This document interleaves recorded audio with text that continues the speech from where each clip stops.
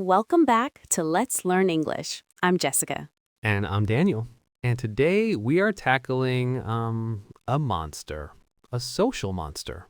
Ooh, a monster? That sounds dramatic. It is. It's that moment at a party, you know? You're standing there, drink in hand, and you see a group of people chatting and laughing, and you just think, how do I get in on that? Ah, yes, the dreaded small talk, or even just starting the talk. Exactly. How to introduce yourself at a party or an event without feeling super awkward. It's a huge source of anxiety for so many people, even native speakers. So if you feel that way, you are definitely not alone. Not at all. So today we're going to break it down. Make it easy. Make it, dare I say, fun? Let's aim for not terrifying first. Fun can be a bonus.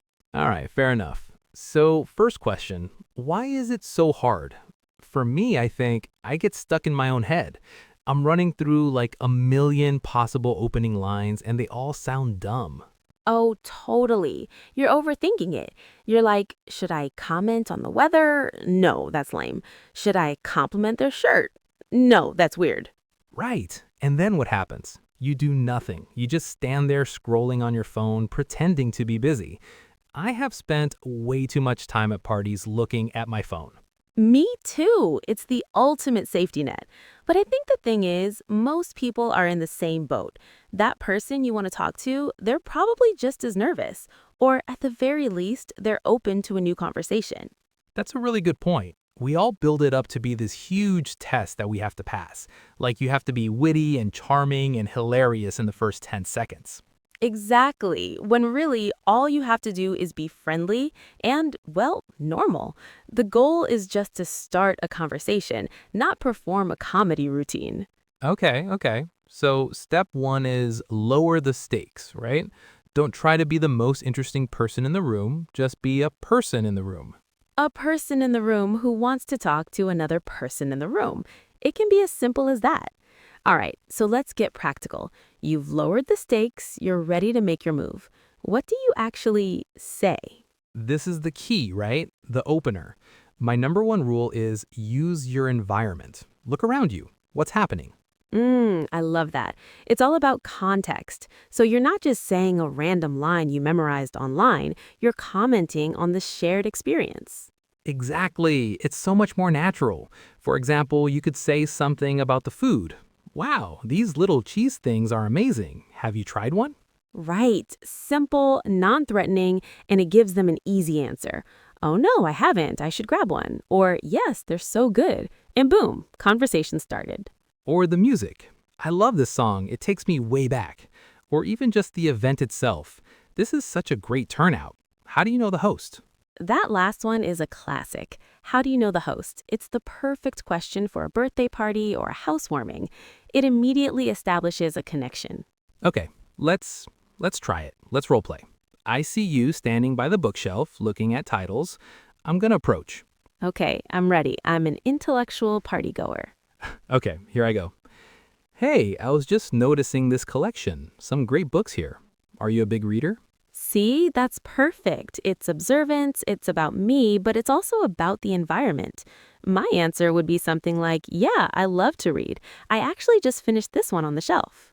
And now we're talking about books. It's easy. The key there was that I asked an open question. I didn't say, nice books, huh? Which you can just answer with, yep. Exactly. An open question invites a longer answer. Questions that start with what, how, or why are usually your best friends in these situations. What brings you to an event like this is so much better than, are you having a good time?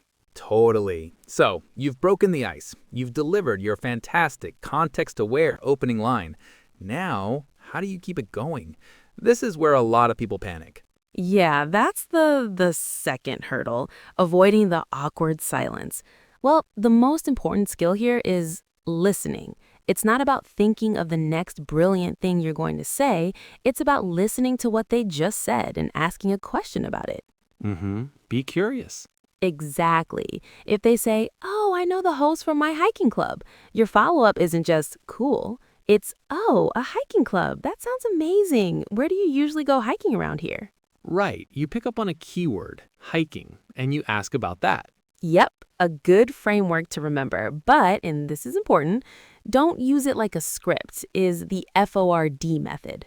FORD, like the car? Kinda. It stands for family, occupation, recreation, and dreams. These are generally safe and interesting topics to explore with someone new. Ah, okay. So occupation, what do you do for work? Recreation, what do you do for fun?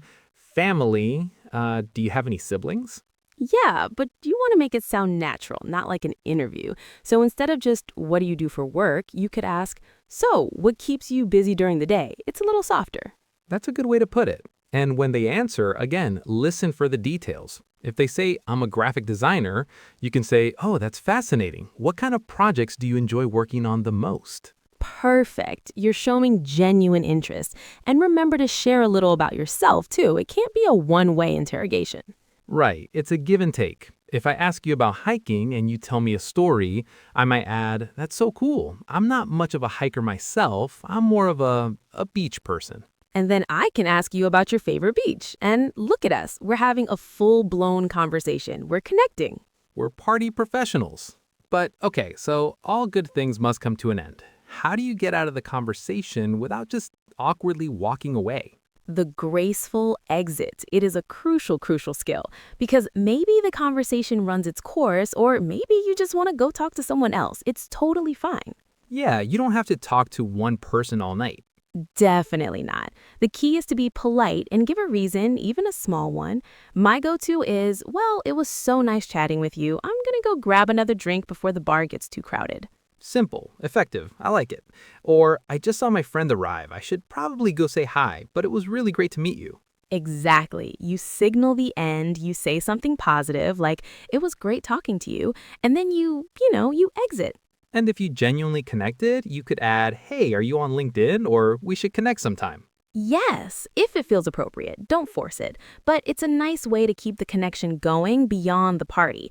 The main thing is to end on a positive, friendly note. So, let's do a quick recap. When you're at a party and want to introduce yourself, First, lower the stakes. You don't have to be a superstar, just be friendly. second, use your environment to find a natural opening line. Comment on the food, the music, the event itself. Third, ask open questions and then actually listen to the answers. Be curious. Fourth, remember it's a two-way street. Share a little about yourself, too. And finally, have a simple, polite exit line ready so you can move on gracefully. It was great talking to you. I'm gonna go find the restroom. Perfect.